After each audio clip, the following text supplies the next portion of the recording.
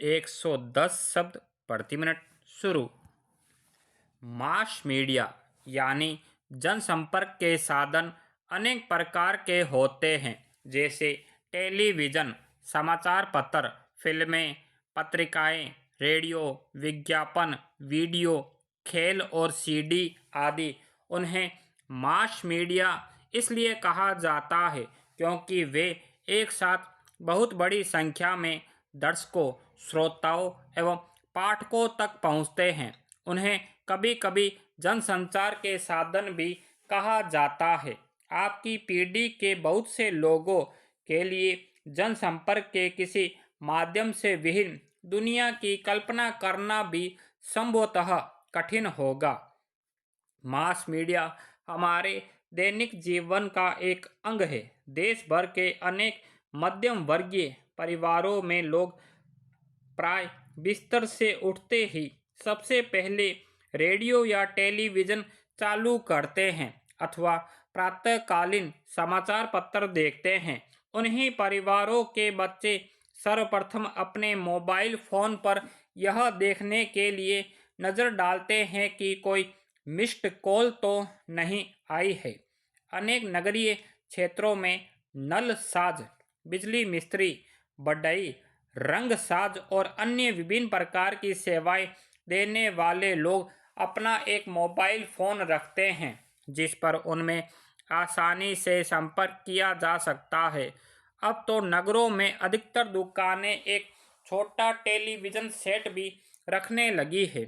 आने वाले ग्राहक दुकानदार से टेलीविज़न पर दिखाई जा रही फिल्म या क्रिकेट मैच के बारे में छिटपुट बातचीत भी कर लेते हैं। विदेशों में रहने वाले भारतीय लोग टेलीफोन और इंटरनेट की सहायता से देश में रहने वाले अपने मित्रों एवं परिवारों के साथ बराबर संपर्क बनाए रखते हैं।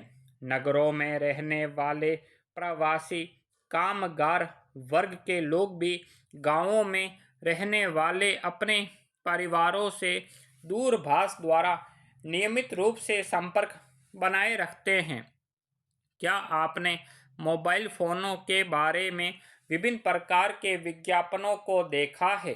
क्या आपने यह जानने की कोशिश की है कि ये मोबाइल फ़ोन विविध प्रकार के सामाजिक समूहों की आवश्यकताओं को पूरा करते हैं?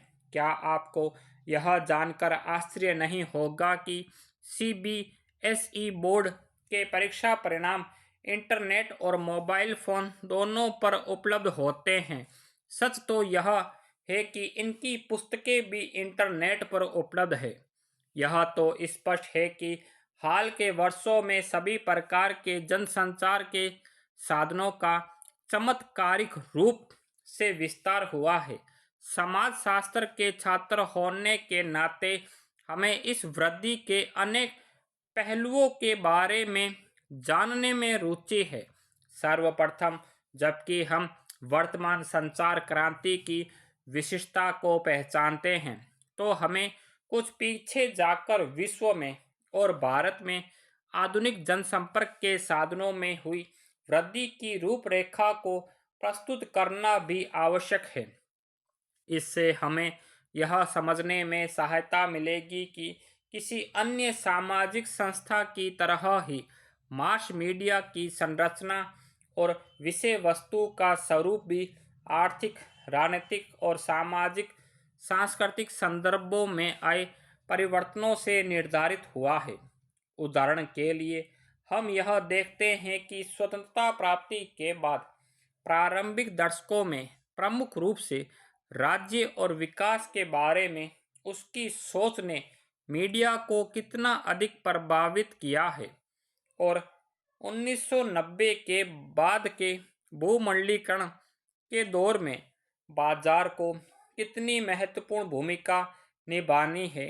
दूसरा, हमें यह समझने में अधिक सहायता मिलती है कि समाज के साथ जनसंपर्क और संचार के साधनों के संबंध कितने द्वंद्वात्मक है। दोनों एक दूसरे को प्रभावित करते हैं। मास मीडिया की प्रकृति और भूमि उस समाज द्वारा प्रभावित होती है जिसमें यह स्थित होता है। साथ ही समाज पर मास मीडिया के दूरगामी प्रभाव पर जितना बल दिया जाए थोड़ा होगा।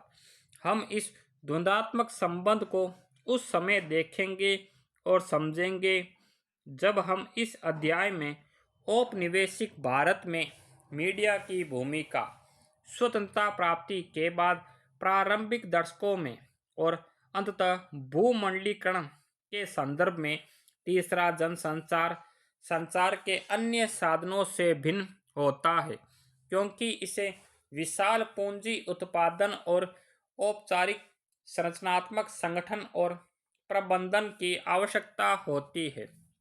इस प्रकार आप देखेंगे कि मास मीडिया की संरचना और प्रकाय के लिए राज्य और अथवा बाजार की प्रमुख भूमिका होती है। मास मीडिया ऐसे बहुत बड़े संगठनों के माध्यम से कार्य करता है जिनमें भारी पूंजी लगी होती है और काफ़ी बड़ी संख्या में कर्मचारी काम करते हैं। चौथा, इसका महत्वपूर्ण अंतर यह है कि लोगों के विभिन्न वर्ग के लोग मास मीडिया का आसानी से प्रयोग कर सकते हैं। आपको याद होगा कि इसी तथ्य को पिछले अध्याय में डिजिटल अंतर की संकल्पना के रूप में प्रस्तुत किया गया था। पहली आधुनिक मास मीडिया की संस्था का प्रारंभ प्रिंटिंग प्रेस यानी मुद्रालय के विकास के साथ हुआ था। हालांकि बहुत से समाजों में मुद्रण काल का इतिहास कई सदियों पहले शुरू हो गया था, लेकिन आधुनिक प्रौद्योगिकी का प्रयोग करते हुए पुस्तकें छापने का काम सर्वप्रथम यूरोप में शुरू किया गया। यह तकनीक सर्वप्रथम जोहान गुटनबर्ग द्वारा 1840 में विकसित की गई थी। प्रारंभ में छपाई का काम धार्मिक पुस्तकों तक ही सीमित था। औद्योगिक क्रांति के साथ ही मुद्रण उद्योग का भी विकास हुआ। कुलीन मुद्रालय के प्रथम उत्पाद साक्षर अभिजात लोगों तक ही सीमित थे। तत्पश्चात 19वीं सदी के मध्य मार्ग में आकर जब प्रौद्योगिकियों, परिवहन और साक्षरता में और आगे विकास हुआ, तभी समाचार पत्र जन जन तक पहुंचने लगे। देश के विभिन्न क्षेत्रों में रहने वाले लोगों को एक जैसे समाचार पढ़ने या सुनने को मिलने लगे। ऐसा कहा जाता है कि इसी के फलस्वरूप देश के विभिन्न भागों में रहने वाले लोग परस्पर जुड़े हुए महसूस करने लगे और उनमें हम की भावना विकसित हो गई। इस संबंध में सुविख्यात विद्वान ने कहा कि इससे राष्ट्रवाद का विकास हुआ और जो लोग एक दूसरे के अस्तित्व के बारे में नहीं जानते थे, वे भी एक परिवार के सदस्य जैसा महसूस करने लगे। इससे अपरिचित लोगों के बीच भी मैत्री भाव उत्पन्न हो गया। इस प्रकार एंडरसन के कथनानुसार हम राष्ट्र को एक काल्पनिक समुदाय की तरह मान सकते हैं। पैरा, आप याद कीजिए कि कैसे 19वीं सदी के समाचार सुधारक अक्सर समाचार पत्रों एवं पत्रिकाओं में अनेक सामाजिक मुद्दों पर लिखते थे और वाद विवाद किया करते थे। भारतीय राष्ट्रवाद का विकास भी उपनिवेशवाद के विरुद्ध उसके संघर्ष के साथ गहराई से जुड़ा है। इसका उद्भव भारत में ब्रिटिश शासन द्वारा लाए गए संस्थागत परिवर्तनों के परिणाम स्वरूप हुआ। औपनिवेशिक सरकार के उत्पीड़क उपायों का खुलकर विरोध करने वाली राष्ट्रवादी प्रेस ने उपनिवेश विरोधी जनमत जागृत किया और फिर उसे सही दिशा दी।